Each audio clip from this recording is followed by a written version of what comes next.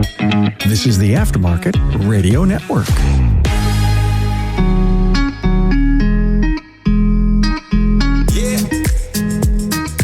Welcome to another episode of Speak Up Effective Communication, the show on the Aftermarket Radio Network focused on our communication and leadership skills. In our episode today, I'm so excited to be able to invite back again for part 2 of our conversation on the Reservationist. We have Rui Martins from Evolve AD. Thanks for joining me, Rui. Thank you. How are you, Craig? I'm doing great. Hey, it's beautiful summer. Last time we talked, it was in the dead of winter.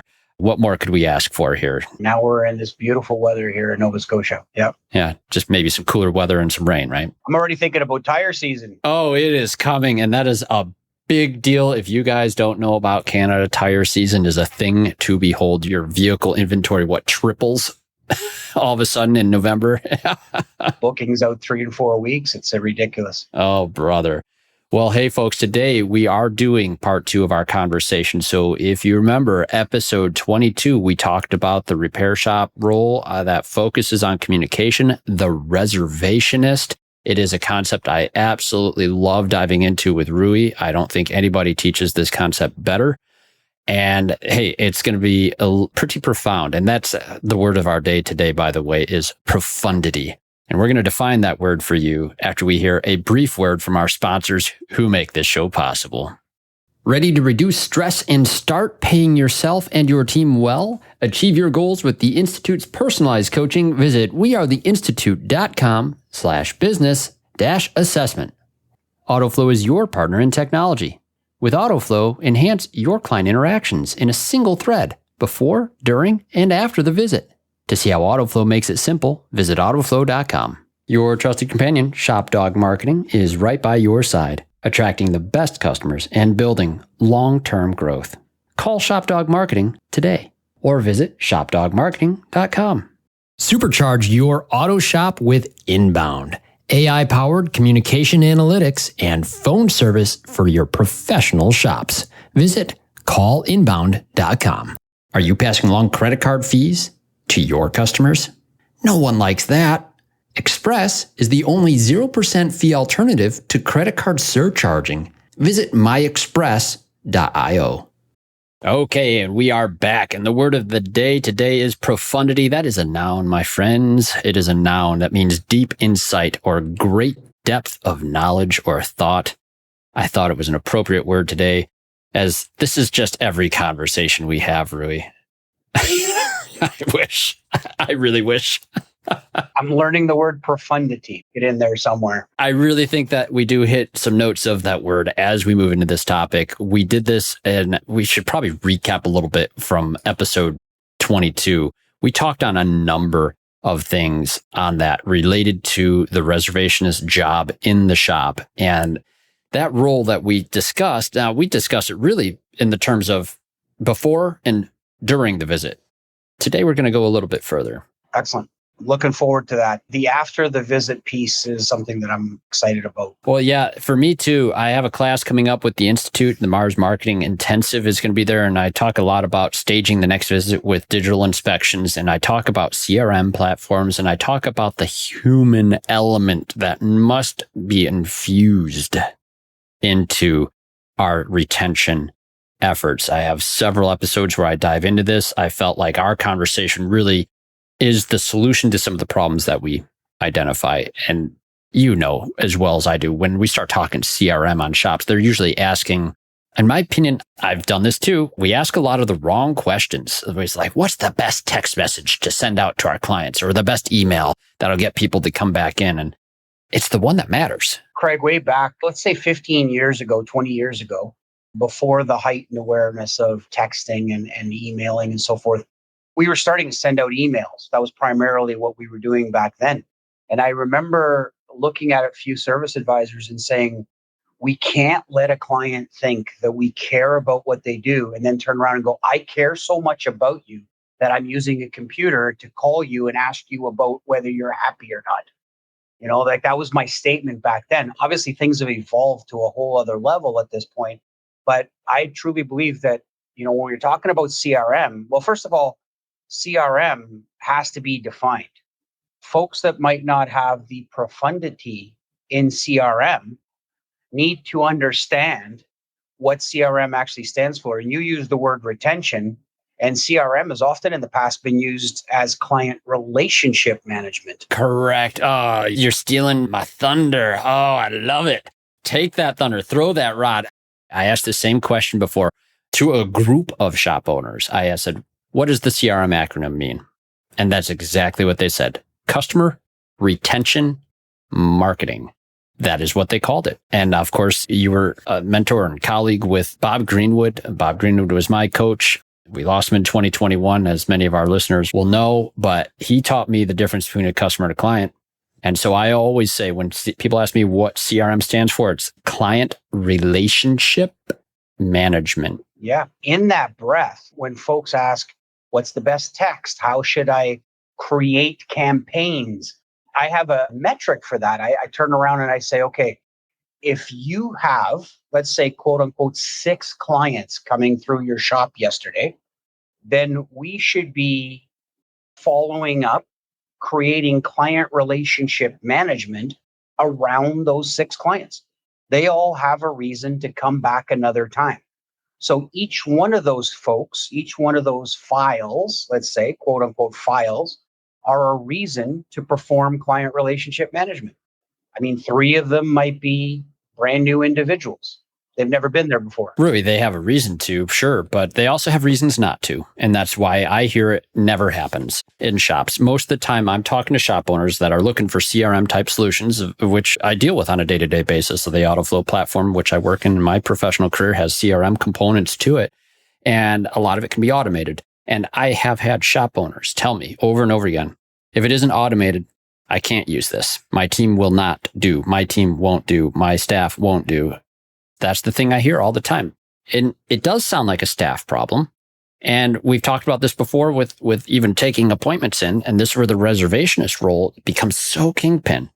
I can agree with them. Yes. Enters the reservationist, right? Enters the reservation. Enters the reservationist. Bingo. I think in a previous conversation we had, you had asked about how does the ROI look, or how do you account for mathematically for that reservation? So it's coming. You say another role in the shop, another staff member, that's cost. Right. For me, that's exactly, well, it's not a cost because people don't cost you money, they make you money.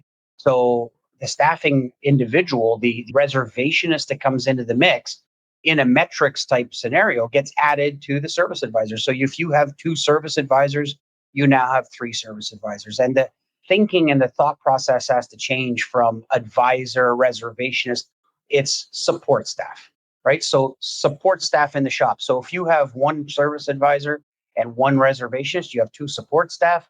And the reservationist, the mathematics are always what is the cost of your service advisor, the salary of that advisor in relationship to sales.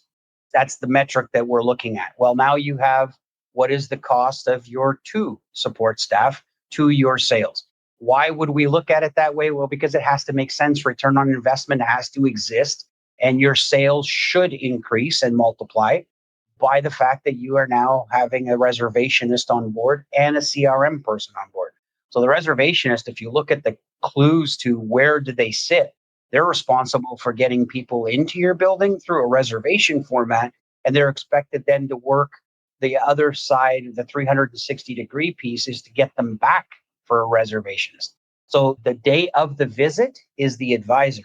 The reservationist spends her time outside of the day of the visit, making sure the client returns. Bingo. All right. Well, let's recap a little bit about the before and during piece. In our previous conversation, you talked about the origin of the reservationist. This was really like 20 years ago, just because it's something we've already identified. Service advisors didn't grow on trees as back then as now, and that's still the case today. So that's pretty obvious that, all right, this person is going to be there to help with items that are really a waste of time for an advisor, to help with things that the advisor legitimately... A consumption of time. Yeah, it consumes time the advisor probably in many cases truly does not have, if we're being honest about the staff workloads that we present them with. Yeah, agreed. In preparation for today, as well, I was thinking about what we were going to, discuss in that role of the reservationist coming in the door. I think if I was to rattle off or list the things that that reservationist needs to collect. What are her processes? What are her steps, him, that need to collect the information? I think people would be surprised by the amount of data processing required to get a proper, quote unquote, proper reservation built. I mean, you and I can do Martin's 3 o'clock on a piece of paper pad pretty quick. We can do that pretty quick. And it hurts me to see that lots of folks out there are still doing that. They're still using Martin's 3 o'clock as their booking system. Well, sometimes I even got the year, make, and model for the vehicle that was coming in at 3 o'clock. It was impressive if that happened. But, looking at, do parts need to be ordered for this vehicle or not? What is the transportation method for the client? Do we need to get them a shuttle? If so, what time are they coming in and where are they heading? Are we in a big city, little city? What's the logistics going to look like of getting a person? I did much work in the Calgary market, and at 3 o'clock in the afternoon, it was a 1.5 hour drive to pick people up. One person, right? So that's important. Is the SMS work order already built? Is it been approved by the client? Like, do we have approval on the dollars that we already have on the work order coming in the door? Or are we just going to surprise them with that later? Work info, like who is the advisor that is going to look after this client when they arrive? Who's the technician that's going to look after it? All those things are logistics that if we don't take care of ahead of time, will create challenges during the day of the appointment. And problems in efficiency are created through the lack of that proper setup through the reservationist. So that's the day of stuff, right? That's the during. Yeah, it's day of stuff. Using a lot of information from the day before when they were here is what it sounds like. This is for a repeat client. And this is where I feel like it's immediately people are confused by what we're supposed to be doing this role. They're like, how are we supposed to know any of these things prior to that vehicle coming in? And we do our initial assessments on this. And as well, after you've done initial assessments, a repeat client should have already had a relatively comprehensive, I hope, inspection on that vehicle. And that comprehensive inspection is one of those things that I think is really important. Like, you have some documents of truth from the previous visit. You have a reservationist who's gathering all sorts of good details on the car. There was 8 things that you mentioned in our previous episode very specifically that a reservationist needed to make sure was on there. Collecting the correct phone number, spelling names correctly, offering directions to the facility, documenting the proper odometer, the common missed items. I looked at a shop the other day, Rui, about half of the vehicles never had an odometer reading at all in the history of the visit.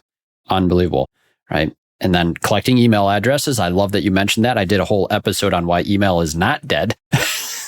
And I do recommend people still do emails and collect that stuff. And then you also want to make sure that you know if the client is waiting or leaving the vehicle, if they need alternate transportation. And the last thing was what you call tea times. I made a mean joke about that sounding British. I'm sorry. No, you meant tea like golf. Yes. Tea like golf. Yes, absolutely. TEE.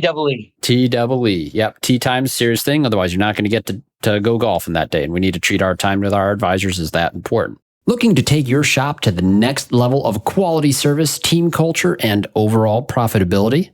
At the Institute, we provide personalized coaching that aligns with your goals of financial stability, excellent customer service, and employee satisfaction. Our priority is helping you establish significant and sustainable progress.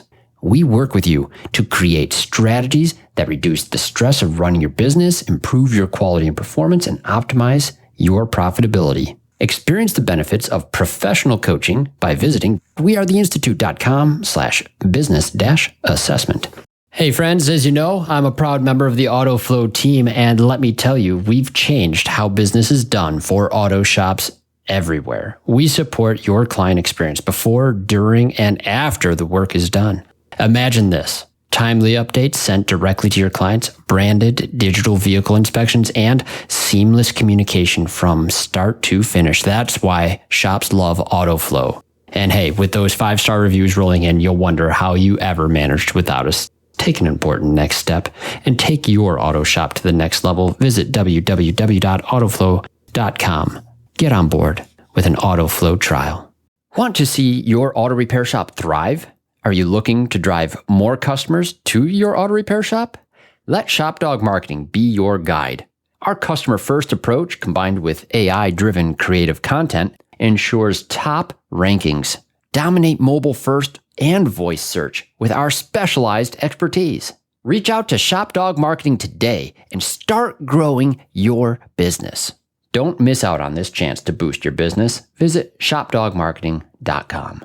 Inbound has exclusively served independent auto repair shops with expert communication solutions for years. Our robust VoIP platform ensures you stay connected while our industry-leading AI analytics take your business to the next level. We provide the tools you need to understand your customers and optimize every interaction. Choose Inbound for proven expertise and unmatched innovation. Visit callinbound.com and discover the difference we can make. Credit card surcharging sounds effective, but is the single most damaging action to your shop in the last decade. If you're surcharging, you're tarnishing your reputation and losing customers as we speak. Express is the only 0% fee option to surcharging that your customers already know how to use. No tricks, no hidden fees, just a smarter way for auto shops to keep what's yours and do right by your customers. Book a free consultation with Express today by visiting myexpress.io and see how the most successful shops in the country are flipping the script on credit card processors. So, all right, visit is done. We've invoiced a client out. This is where the retention efforts are really going to become pretty important.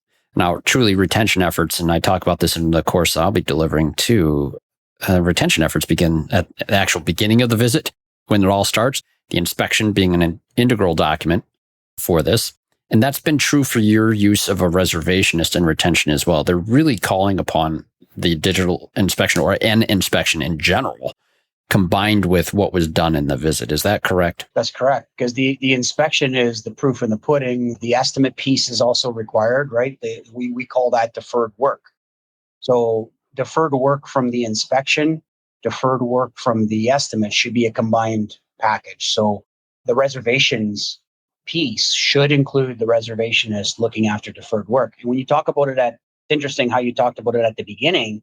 If I'm talking about deferred work that isn't completed, let's say we've contacted the client in 3 weeks. Just call in, say hello. Wanted to touch base on that ball joint we noticed was a problem a few weeks ago. Have you thought any more about it? What can we do to help make it happen? Is there a price point issue? Is there a time of appointment issue? Is there something we can help get through?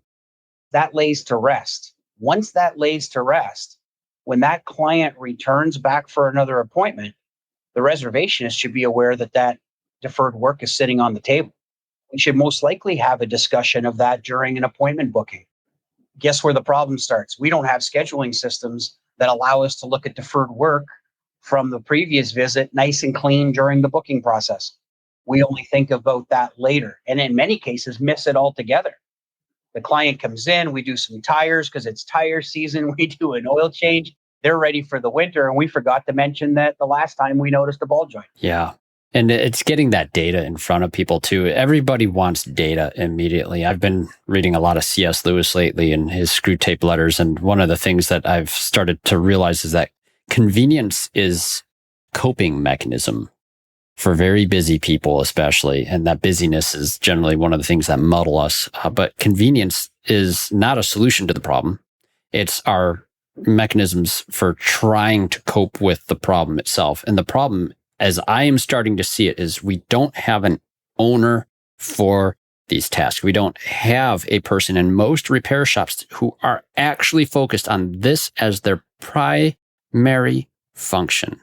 And that's where I get really excited into this topic here, because this individual, this reservationist, while they're engaged in other elements of this, their real best function is to make sure they're using the data that we've accumulated during the day and with a human touch are proactively going after it. It is not a waiting game for the reservationist to engage. They are actively hunting. It's a huge piece of when you look at client relationship management, there's functions for the AI and there's functions for the automatic texting. So I'll pull that off the table for a second because I don't believe that we should be moving those off the table altogether. Necessary but insufficient by themselves is the language that I've been using. Perfect way to look at it. That reservationist needs to do, quote unquote, a research project on that file before the contact goes out to the client. So if I'm making contact and I'm saying, Mr. Client, Mrs. Client, this is why I'm calling. You're due for an oil change. I noticed that in the last 3 years, your pattern is you do an oil change every approximately 6 months. Then we should have that data to be able to communicate properly. And oh, by the way, I noticed that 2 seasons ago, you were needing snow tires, and we're now 2 seasons later or a season later, and you need snow tires. So I'm going to give you a quote for that also. So all those pieces. Oh, and by the way, I just noticed that as we're doing this, I looked over and your wife's car is due for an oil change in the same time frame in about a week. So should we combine those visits together, get you a car for a couple of days? So that's client relationship management as opposed to campaign and text management. Campaigns and text. Yes, this is the thing. I constantly hear it. And I've been trying it one at a time, trying to coach people out of this mindset. But they are looking for a campaign that throws the best message against the wall and sticks the best to the most. And every time I have to have this conversation, it's the same thing. It's like, well, wouldn't the better message be the one that's targeted specifically towards a person's actual needs for a vehicle and the vehicle's actual state of health? I think that's relevant. I mean, in a archaic kind of statement, it's shotgun hunting versus sniper rifle hunting, right? So, and then the return on investment comes along because people say, oh my goodness, if I was going to look at each and every one of my clients that goes through the building and spend that kind of time doing a project, a research project to get it right before I make the phone call out, that would take a tremendous amount of time. And, I don't have that kind of time. Well, you have the time to send out text marketing and campaign marketing that gives you a 3 or 4% return. But if we create the time around a reservationist and set up an 80% retention rate or a 90% retention rate, then we're just talking drastically different returns on investment. So at that point, should we consider a reservationist as being the person who is in control of my client base? I had a client just the other day say to me that he has been focusing for the last 18, 19 months on getting that role done properly in his building. And he has now come to the conclusion that he would, in his mind, if he had to replace a service advisor, he'd prefer that over having to look at another reservation.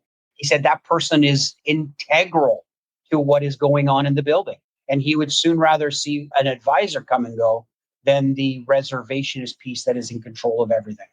And some of these reservations that have become really good at what they're doing have even gotten to the role of actually dispatching work also. They're in the middle of dispatching. So they brought the work in the building.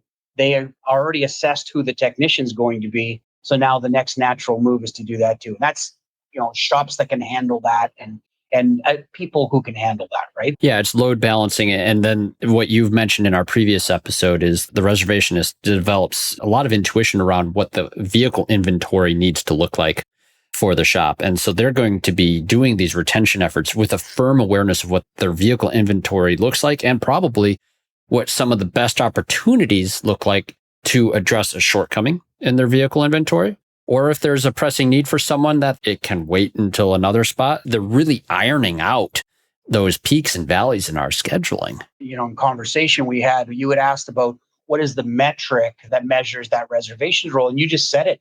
Vehicle inventory is one of them. We've noticed such a lack of proper structure and proper process in the scheduling process that we actually developed our own scheduler that has the process built in. So one of those things is to have a clear view daily, weekly, monthly of how much of that vehicle inventory is booked for that day.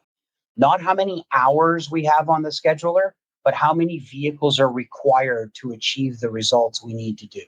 So maybe another topic, another day, we can have a conversation around scheduler, but scheduling is broken in our industry on how it's handled. Very broken. Oh, yes, it is.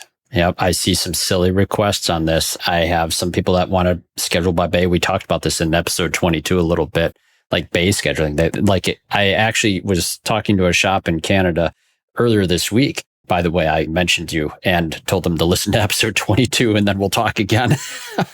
And what they were running into is they were moving their appointments around and they were using a protractor for their shop management system. They're moving the appointments around to reflect when the technician is going to be able to start that. And they needed to not have a text message go out from AutoFlow every time they moved the appointment, which is a new appointment. And thus, like, oh, you're changing your appointment. Should we tell the customer? Of course, we're looking to do that. Oh my gosh, it was a mess. But I said, number one, stop moving your appointments around to try to reflect when a technician's going to get to it. You don't know. Well, you don't know. And if the appointment is for the advisor to see the client, then the client did come in at 8 o'clock in the morning to see the advisor. That's the big thing. Yep. That appointment shouldn't be moved. What you're looking for is the separation between appointment, reservation, and tech flow, shop organization. Dispatching is a totally different concept. It really is. One does not work with the other.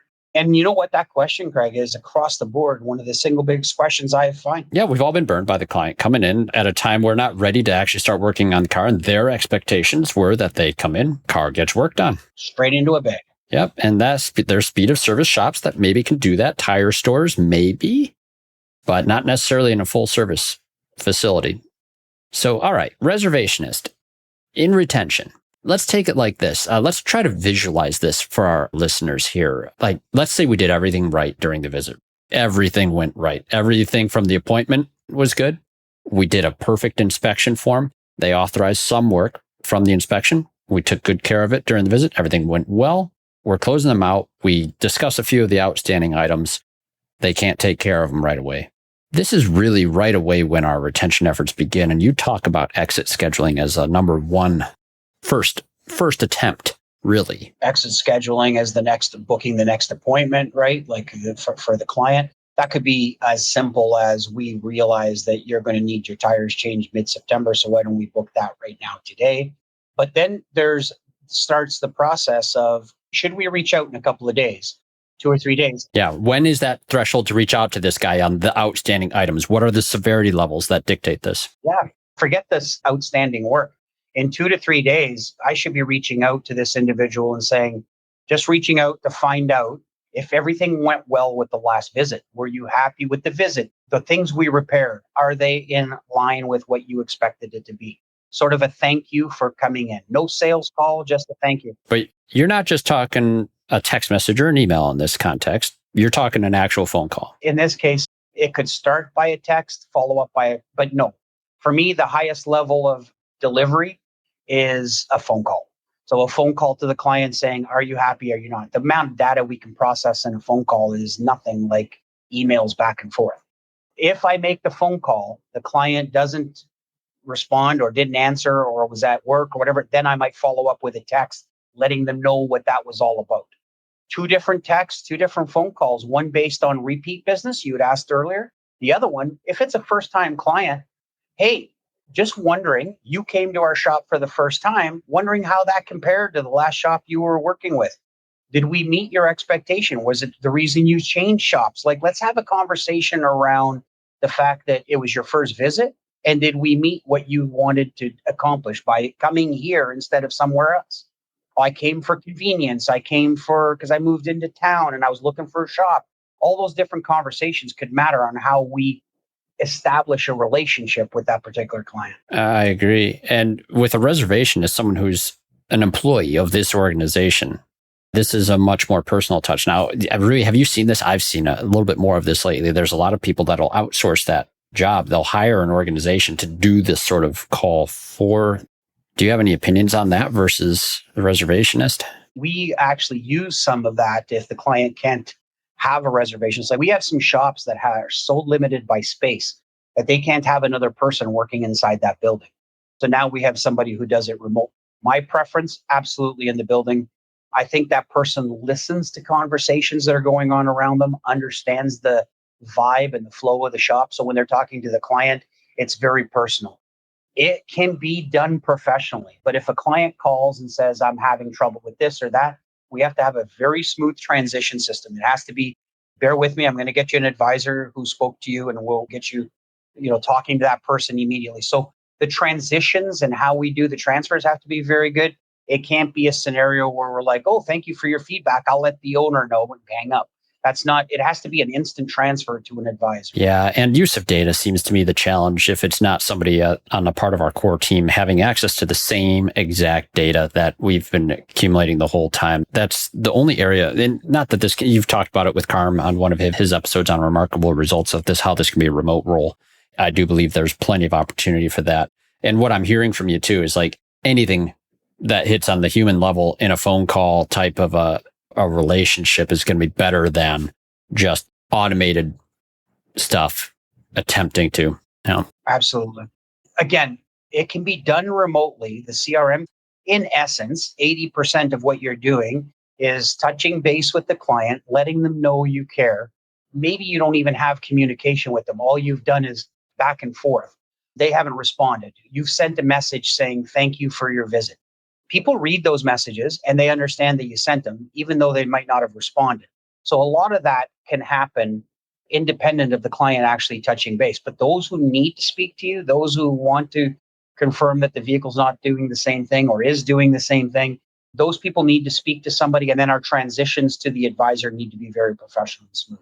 There is a huge differentiator out there. Like if I call a shop and the shop can handle my complaint, my conversation, and get me to a service advisor very smoothly, I stand out. I'm not in the same boat as 80% of the others. It's a differentiator. Yeah, I've mentioned it before in an episode on client relating capability. One or two businesses in any market, any industry will stand out from the others. And this is a clear area where your client relating capability can be enhanced by someone in this role. That's really good. So, okay, they're reaching out and there's some outstanding needs. Their goal is, of course, twofold. One, just to connect with the client, make sure that we know they care, and then try to identify any barriers that they may have to coming into the shop and get them to come back into the shop. Seems simple, but there's some tools that go along with this, because one of the things I see is like, well, there's a lot of data and a lot of clients and a lot of shops that it's hard to sift through some of these things to find where what the shop would consider the good opportunity. But the opportunity isn't really the thing that determines this sort of a follow-up. This is something that gets done, period, for every single client. Absolutely. Like you mentioned Bob Greenwood earlier, we also had lots of conversations around the fact that customers, through process, can become clients. Bingo.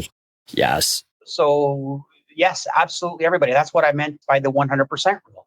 So 10 people, 6 people come through my shop. We have to address those 10 people. We can't pick and choose, 2 of them are really good because they spent $1,000, so let's say hi to them. The other 8 might have had all kinds of reasons why they didn't, and they could still become clients long term. So it's retention management, client relationship management means having a view on every single person that comes through my shop. I've been focused on that for 10 years. We had the VIM system in the past. We have a new system now. And all those systems were based on, if I'm looking at my follow-ups and I'm following up 6 months from today, at the very minimum, if I had 22 appointments on that day 6 months ago, I should have 22 people on my list of to-dos today. Minimum. That's not to count all the people that are outside of that, needing tires and needing this, needing that. So that job becomes very crucial. And people say, well, I don't know if I can keep that individual busy for a whole day doing that. My goodness, if you can't keep a reservationist busy doing reservations and CRM, we've got trouble. Like, we can keep that person busy with 5 appointments a day. Yeah, because sometimes these are long conversations. We talked about this briefly. This would be an interesting metric to know. I don't even know if there's reporting, probably with some new, like if you're using like inbound calls, one of the sponsors of this show, they have a lot of great AI reporting on how phone call conversations go and if certain touching points are brought in. I'm curious how long the typical like reservationist check-in call actually goes. Do you have any gut instinct on this or? No, it's not gut. It's 6 to 6.5 minutes. Beautiful. Yeah. People listen to that and they go, well, that's not too bad. That's not that long.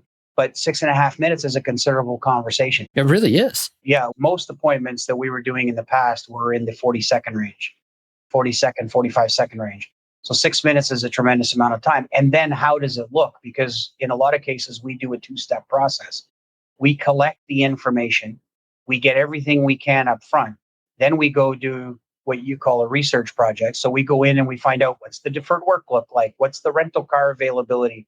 When can we bring them in? And then we call back with a built work order to approve the work that they're coming in for. So all that is done in a 2-step process. So by the time you're done adding the second conversation in, you're closer to a 10-minute call to do one proper reservation. Now, this is something you could not do unless you were doing comprehensive inspections, is something I'm hearing in there. With the clients that I coach, DVI is a must. Like if somebody came to me and said, could you coach me in my shop, but I have no interest in going down the...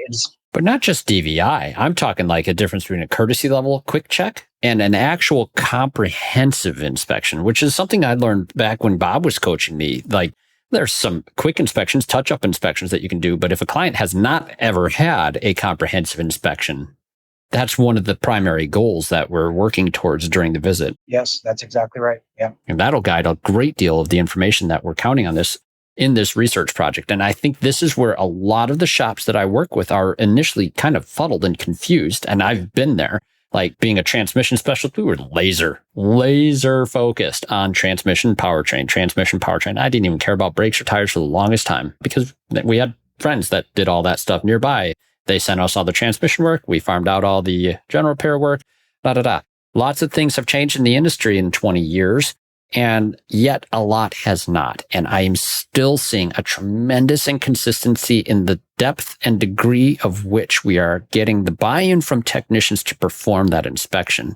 But what they're doing is providing critical data to keep the shop full and themselves busy. They see it as something that interrupts them from their job of getting cars out the door, but they're actually robbing themselves of the data that is critical to getting that car back in the door for the right reasons. Yeah. And you know what? I put that on the owner. I do. The owner needs to sit with that technician and they need to understand. This isn't a rules and regulations game where we say, this is how you need to do it. This is how it gets done. That doesn't build culture.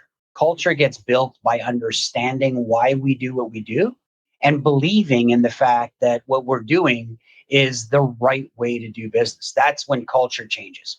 And once the owner has been able to change culture, the rest of it becomes a process that just develops as you go. Yeah. And I wouldn't want to sound like it's a condemnation on anything either, or if anyone feels convicted by this, believe me, I've been there. Rui, you've been there too. And getting that culture change, that mind shift on there is what really does equip the rest of it. That culture of taking care of your clients. How can you do that unless you're inspecting every car that comes in your bay thoroughly? I mean, Craig, the other side of that, like you're looking at the mechanical repair, the aspect of the vehicle as the game that needs to be understood before we can engage with the client. But there's outside factors. I'm about to lose my job. I'm about to leave the country for 3 months. I go down south 6 months of the year.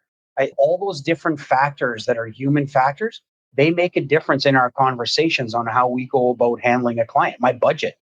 I'm on paycheck to paycheck. I need to do things $200 at a time. That's an important piece of the conversation for us to understand how we want to look after your vehicle. I have 3 vehicles. One of them, I spend 6,000 kilometers a month. I'm in Canada, so it's kilometers. So it's 6,000 kilometers a month. Yes. Doing sales calls. But my other vehicle is a farm truck that I have on the farm, never leaves the farm. So when I bring that vehicle in, I have to technician needs to look at that vehicle differently than they look at the vehicle that's on the road for 6,000 kilometers from a sales call. They might not require the same high level parts. They might not require the same warranties. They may not be interested in certain pieces being repaired. So those, again, conversations need to happen at the CRM level in a lot of cases. Yeah, no, that's good. And you talked about the odometer before. We talked about it in episode 22. We talked about the beginning of this episode, getting that proper reading. In episode 41, I was with Hunt Demarest. He was talking to a shop from a purely accounting standpoint. They were seeing a dip in sales and correlating the number of clients coming in as well. The advice from Hunt was call your clients, find out what's up. And they did, and they start finding all the reasons why people are driving less. Remote work was setting in around COVID, you name it. There's all sorts of reasons people will drive more or less, and that changes their needs. And they will tell you what those things are, and that can start to inform how you do things next. Absolutely. Interesting stuff. So, all right, Rui. So a reservationist is going after these people with care, curiosity. They've done the research. They're trying to get them to come back in for the appointment. Oftentimes they know because they've done a comprehensive inspection, and these are fresh quotes that were made. So maybe the quote is current and up to date. Obviously, you're checking all those things. Gaining approval and getting an appointment, is that something that goes into this? Absolutely. Through the CRM piece, absolutely. If we're contacting again about, let's say we're contacting 2 weeks out because, I don't know, I'm going to use an example of brakes. Brakes are at 3 mils in the reading. Dangerous enough or close enough to measurement that could be done today, but a little old lady going to the grocery store 20 kilometers a week could probably have that sit around for another month or two. Whatever the reason, could be budget that they can't do it right away. So that one is quote unquote critical. We're reaching out 2 weeks after. We're saying, what about the brakes? What can we do? Well, you know what? I want to do them, but I don't have the $800. What can we do? Well, we quote out the proper warranty related parts. We call premium. We could go down in the quality of the part that we're putting out. It's not that they're garbage parts. It's just that they don't carry the same warranty. Things like that. Maybe there's a conversation around that. But yeah, we're trying to book an appointment at the next step. So let's get the brakes booked in. Let's get that done. Or if it's front and back, let's get the fronts done this time around. Let's get the back ones done in a couple of months. And we'll keep track of that. I'll set up a reminder in my system and I'll keep you reminded of it. If it's straight up, you know what, I just can't do that right now. I'm going to let it sit until it goes metal to metal, or I'm just not going to think about it. Those conversations happen also. Okay, fantastic. I'm looking here at my scheduler and it looks like your oil change is due in January. So you won't hear from me till then. Talk to you then. And we're setting up that expectation that I am going to be giving you a touch point in January related to the oil change, so that when I do that, you're not surprised. It doesn't come across as, oh, these guys must be slow, so they're just trying to bug me. Because we do a lot of that stuff in the industry. We do a lot of turning it on and turning it off. So if we're very, very busy, CRM stops happening. Well, one thing too, you mentioned, right? Like, all right, we're going to follow up with you then. Where are you noting this so that we know our task has been completed? How is this being documented in your case? Yeah, so we built a scheduler system, a CRM scheduler system for exactly that reason, for tracking those things. So we have a client dashboard in front of us. We're building the next contact point. We've got automations that say this client is going to, as soon as they're done, you asked earlier, what happens with our first point of contact? Well, 3 days later, we're going to say, hello, how you doing? Is everything okay? 2 months later, we're going to reach out on any deferred work we might have. 6 months later, we're going to reach out on the regular maintenance that needs to be done on the vehicle. So those automations are set up in the system, and one can overlap with the other. But every time I reach out to the client, I'm seeing all my automations on the screen. Oh, I see here that you're due for an oil change. And like they're calling, let's say that those set of brakes that we just used as an example, they let it go. But then all of a sudden in 5 months, they call back and they say, you know what, I can hear them squealing now. I need to bring it in. So let's get that done. Fantastic. I'm also noticing that your oil change is due in 3 weeks. Can we add that to this visit, or do you want to break those visits up into 2 pieces? All that data has to be in front of you. All the scheduling has to be in front of you. So yeah, we noticed a massive gap in the industry in that. We built our own system to make that happen. Is that available now, Rui, or is that available soon? It's available now. What's it called? We call it Garage Growth Scheduler. What's that again? Garage Growth Scheduler. Okay. And you know what? When we came up with the name, I said to my IT partner, garage, why do we have to use that word? That's horrible. Bob would have turned over, upset about garage growth being used. And he looked at me and he said, yeah, but it's the evolution of a garage. That's what we do in our industry, right? So we want to move it away from garage. I said, like it. Okay, let's go. So yes, call it Garage Growth Schedule. So we call it garage here. Garage? Yeah. That's why you didn't understand garage? That's why I didn't understand initially. Yeah. So initially I was like, oh man. All right. Touche. Let's play that game over the next 3 podcasts. That's what it's all about? Scheduler.